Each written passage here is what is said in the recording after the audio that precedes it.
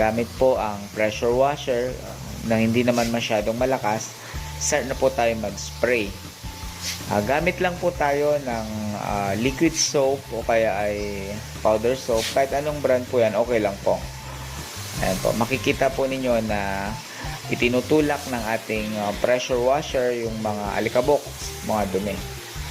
So, ganito lang po kasimple ang paglilinis natin mga ka-RDC TV, tubig at sabon. So, salamat po pala ng marami sa mga nanonood sa ating channel. Alam ko na nagtataka po kayo kung bakit matagal tayong hindi nakapag-upload. Nung bakasyon po kasi maraming trabaho. Kaya ngayon pong ulit na makapag-upload tayo.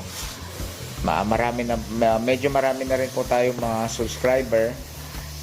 Kung hindi po ako nagkakamali, nasa 27,000 na mahigit.